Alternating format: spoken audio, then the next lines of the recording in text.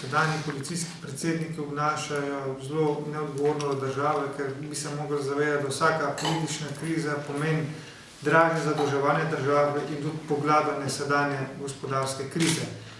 Jaz sem vendarle pričakoval, ko so se odločili za to vladno koalicijo, da so vedeli, v kaj se spuščajo, vedeli so, da jih čakajo neprijetne naloge, da jih čaka neprijetna odgovornost in sedaj postavljati svoje politično preživetje pred interes same države, se mi zdi, da je za celoten narod zelo neodgovorno. Pa da zaključim s tem, pa da se pomaknem na dve temi, ki bodo v teh dneh zagotovo odmevane. Eno je sanacija bančnega sistema, drugo pa je vzpostavljanje Slovenskega državnega holdinga. Veste, da je bila prav boljše upravljanje državnega premoženja in pa sanacija slovenskega bančnega sistema ena izmed temeljnih stvari, ki jih je tudi ta nova vlada zapisala v program stabilnosti in te zadeve poslala v Bruselj. Zdaj oktobra bo pregled naših stvari, ki smo jih obljubili in kot zaenkrat kaže, kaj velikega ne bo za pokazati. Država pa pristojni so se lotili reševanja bančnega sistema od ozadaj, torej začeli so najprej z manjšima bankama, torej s Factor banko in pa s Probanko. Po naših informacijah sta bili obe banki že dalj časa kapitalsko neustrezni, zaradi tega nas preseneča, da predtem že ni ukrepal prejšnji guverner Kranjec. In ko smo se v zadeve nekoliko bolj poglobili in natančno prebrali tudi zakon o bančništvu, nas na nek način preseneča, da se je sedanje vodstvo oziroma novi guverner in pa finančni minister, da sta se odločila za likvidacijo, ne pa za stečaj.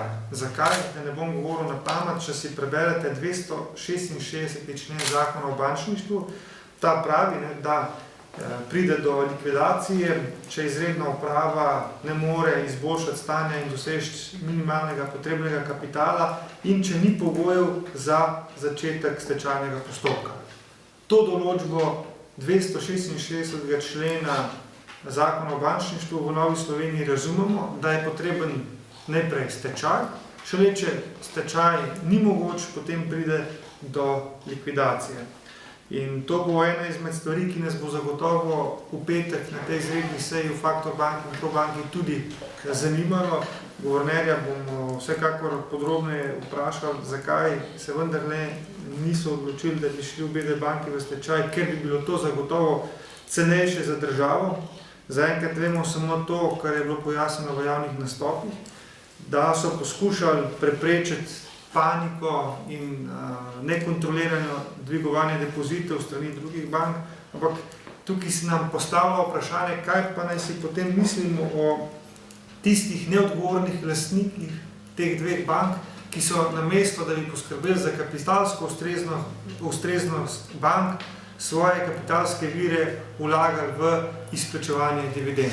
In če veste, da so bili te isti lastniki hkrati tudi komitenti te banke in da so se potem zavestno odločili, da bodo pustili, da banka propade, potem se zastavi občutek ali pa vtis, da so morda ti ljudje vedeli več, kot vemo mi, da so morda naprej vedeli, da se bodo te dve banki reševali, ne pa da se jih bo prepustili v stečaj. To zagotovo ni dober občutek, to v javnosti sproža številne teorije zarote in zaradi tega bo potrebno te stvari zelo jasno pojasniti, da ne bo nezadovoljstvo se širilo še naprej. Zagotovo pa se ne moramo znebiti občutka, da danes enostavno vsi davkoplačevalci plačujemo za slabo vodenje bank in pa za neodgovorne lastnike. In v Novi Sloveniji zagotovo nismo prepričani, bomo pa videli, če nas bo v to prepričal v petek guverner, da je ta nadzorovana likvidacija cenejša za državo in državljane kot pa morebitni stečaj. Bomo videli, kaj se bo v petek dogodilo. Morda še zdaj komentar glede Slovenskega državnega holdinga. V teh dneh je vlada končno v javno obravnavo posredovala zdaj famozni novi zakon o Slovenskem državnem holdingu. V Novi Sloveniji nas predvsem veseli, da je tudi ta vlada spoznala, da država nujno potrebuje boljše upravljanje državnega premoženja. Žal, kakšnih dobrih zgledov doslej ni dajala. Če pogledate primer Luke Koper in če pogledate nekoliko nazaj, kako so blokirali poskus uvajanja oziroma vzpostavljanja Slovenskega državnega holdinga tudi s poskusom referenduma. To jim zagotovo ne moremo šteti v dobro, ampak kljub vsemu zdaj nek premik je.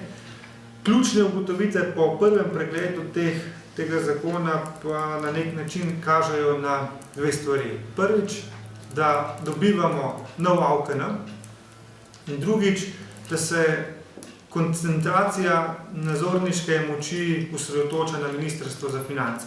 Zakaj vam to govorim?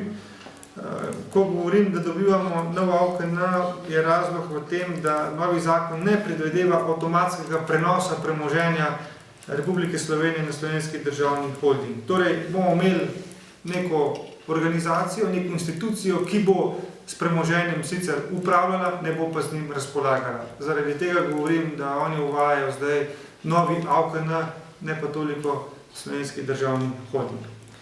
Glede koncentracije nadzorniške moči, v našem predlogu so bili nadzorniki imenovani z različnih strani, oziroma predlogi za nadzornike so predlagali z različnih ministrstev. Tudi parlament je imel svojo vlogo, torej je bila sestava nadzornega sveta razdeljena med različne deležnike. Po sedaj veljavnem predlogu, ali pa po predlogu, ki ga je zdaj dala vlada v javno razpravo, pa vse izvira iz Ministrstva za finance. Oni bodo tisti, ki bodo predlagali vladi nadzorni svet in vlada bo ta nadzorni svet potrdila. In to sta dve stvari, ki nas nekoliko skrbita in se nam ne zdita korak v pravo smer.